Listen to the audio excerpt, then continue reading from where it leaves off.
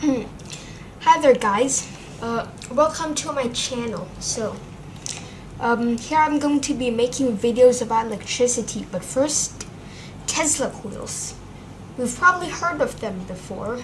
It's one of the devices that Nikola Tesla invented to try to sort of like transmit wireless electricity. Nowadays it's more just like a device that electronic enthusiasts just build for entertainment purposes. Now usually a Tesla coil is pretty big and it isn't really quite portable. Wouldn't it be nice if we could shrink a Tesla coil into a wand and literally just point it at something and create sparks at whatever you're pointing? Well, that's exactly what I have. This is a Tesla coil wand. If you've already seen a Tesla coil before or built one before, this part might look a bit familiar. Yes, this is a real Tesla coil in a wand, and it's completely portable. And in this video, I'm going to show you the schematic of it, so you can know how I make it, and so that you can also make one. And I'll also show all the cool experiments you can do with a Tesla coil magic wand. So, this is the schematic of the Tesla coil wand that I drew quickly in paint. So, as you can see, we have a 3.7 volt lithium ion battery, a high voltage generator that I bought from China. It's actually very cheap. If I remember correctly, you can get one for like $2 or $3. Always under $10. We also have a spark gap, which is literally just two pieces of metal, round metal very close to each other. We have a primary coil, which is just a loop of copper wire. You just wind copper wire around a pipe and connect it to the circuit. For the primary coil, I use thick wire, and I only use 7 turns of it. For the secondary coil, it's also a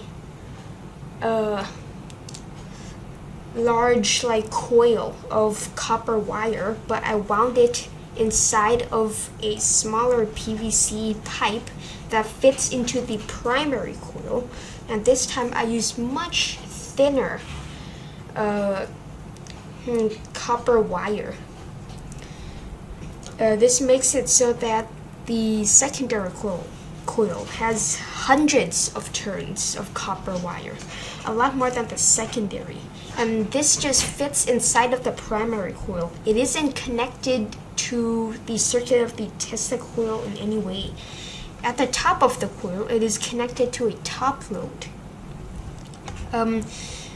In this case, I just used a small bolt, and at the bottom of the secondary coil, it's connected to ground. If you're an electronic enthusiast and had built or researched about Tesla coils before, this schematic might seem very familiar to you. This schematic is called the spark gap Tesla coil, and this is actually the original schematic Nikola Tesla used to build his Tesla coil. Now usually a spark gap Tesla coil also has a capacitor, so that the pulses of electricity that goes through the spark gap are stronger. However, in this case, the high voltage generator I bought from China, it already has a capacitor built into it. I think it's quite a small capacitor and may not be ideal for a Tesla coil, but it does work. Also, since I want the Tesla coil to be a wand and not a thick cylinder, I need to make the secondary coil very long and thin, which makes it so that the Tesla coil may not be very efficient, but since I actually want it to look like a wand, I need to make the secondary coil skinny.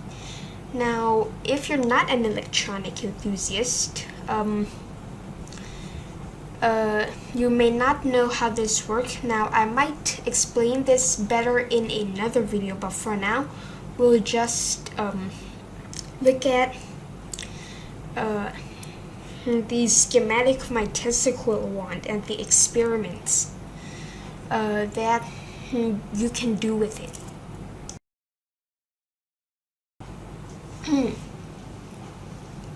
Okay, now we already know the schematic of the Tesla coil. So yes, I fit all of that into here. So the lithium battery is right here. This just opens up and shows a rechargeable lithium-ion battery. Make sure that this battery can supply a good amount of current though. Also make sure that it's rechargeable.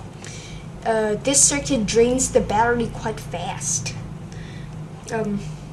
Also, I almost forgot to mention there's also a switch. I put the switch down here, and the high voltage generator I bought from China is around here. The battery is here and the high voltage is around here in this part.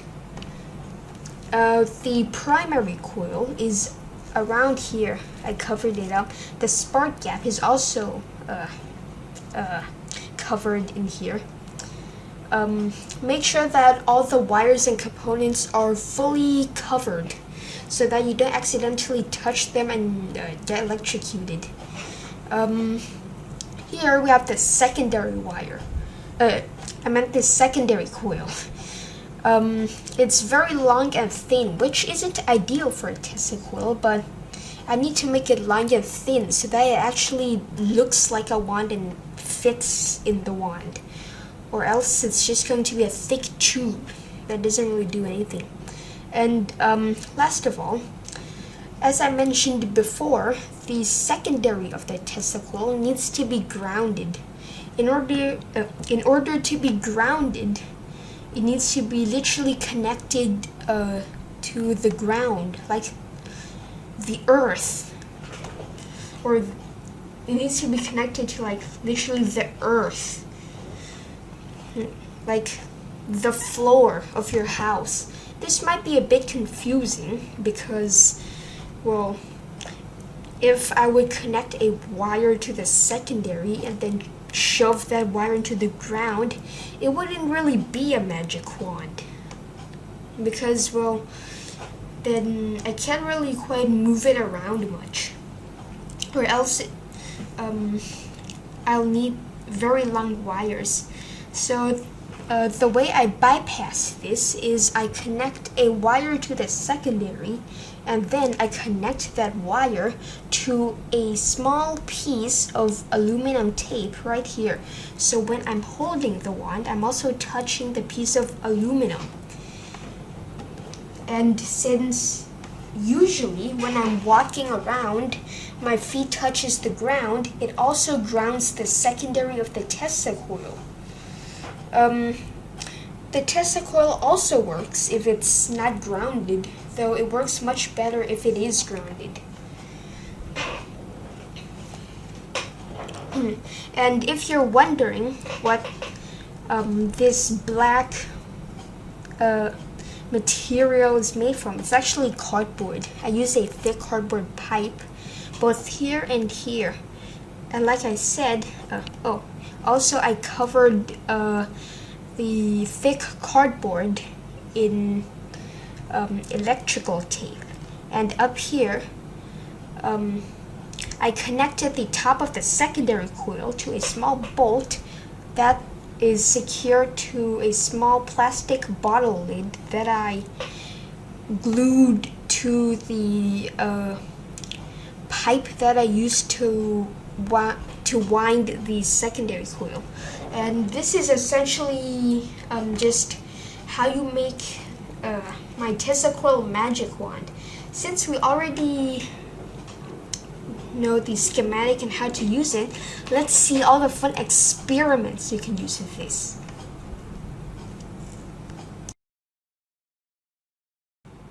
Okay, now this is the first experiment, which is quite obvious. Sparks. We can experiment with these sparks from a Tesla coil. Now I've attached a small round ball using a magnet to the small bolt at the top. This makes it so that the Tesla coil works a little bit better. This is so that it increases the top load size to make it a little bit bigger, which makes the Tesla coil work a bit better. And because of the round part, electricity doesn't just run away into the air as much. If you have a lot of sharp points and you have very high voltage, the electricity can literally just sort of run away from it. And this is called corona discharge. So we turn it on. If you're wondering how dangerous it is, the high voltage module in here is actually quite a bit dangerous. It's kind of like a taser. With the AC output, it's not necessarily dangerous for you, though it's not like it's good for you either. It makes a sort of like strange pain. It kind of stings a bit. Okay, let's turn it on. Do you hear that sound? That sound is because of the spark gap. Now, let's see the sparks. I'm holding a piece of metal rod in my other hand.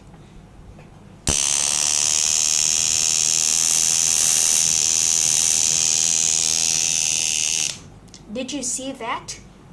Now, I'm not going to turn on my Tesla coil for very long in front of my camera because Tesla coils, the high voltage and magnetic fields from the Tesla coil can actually interfere with electronics. So I'm not going to put it very close. But as you can see, there are some nice sparks from it. They aren't that long, about a centimeter, but they definitely are there. You see that?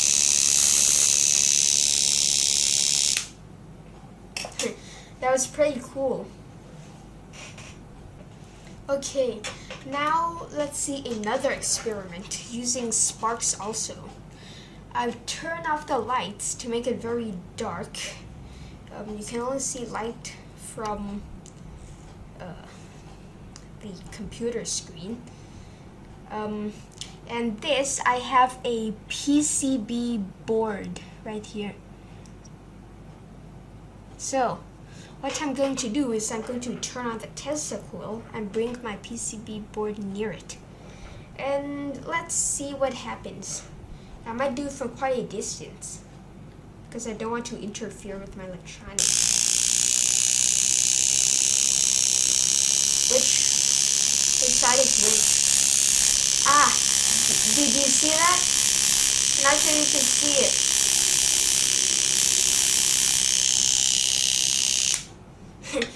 Do you see that? The electricity jumps through these small holes on the PCB board, making small straight sparks everywhere. That was pretty cool.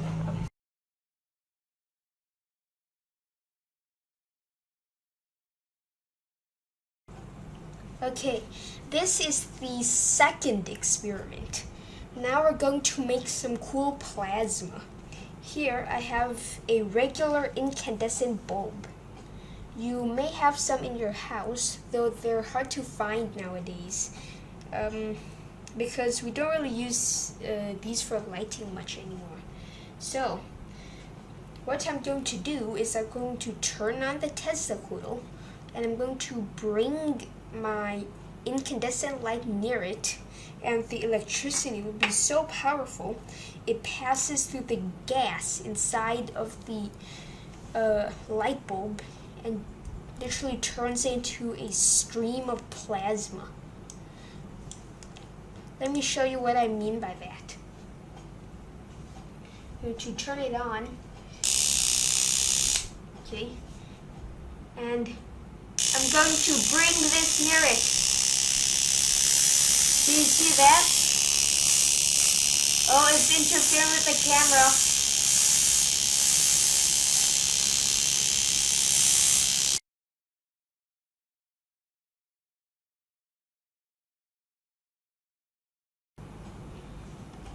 Okay, on to the fourth experiment. Now we're going to turn on light bulbs wirelessly. Like how Nikola Tesla, this is the reason why Nikola Tesla invented the Tesla coil. So I have two light bulbs I'm going to turn on. The first one is a small neon indication bulb. The second one is a larger CFL bulb, or compact fluorescent light. First, the small neon indication bulb. So, I'm just going to hold one leg in one hand and bring it close to the Tesla coil like this.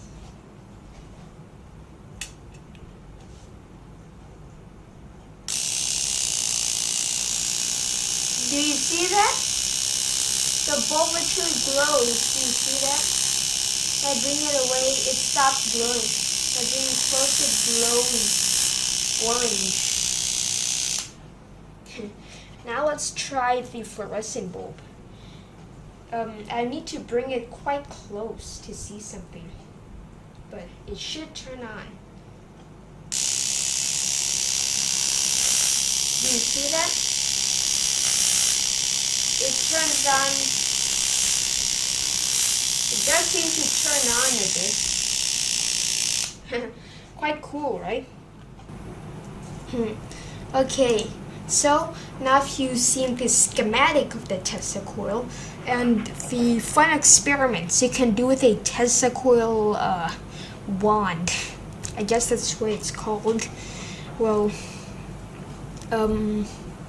I guess it's pretty cool. You can build one if you want. And hopefully you enjoyed today's video. Bye.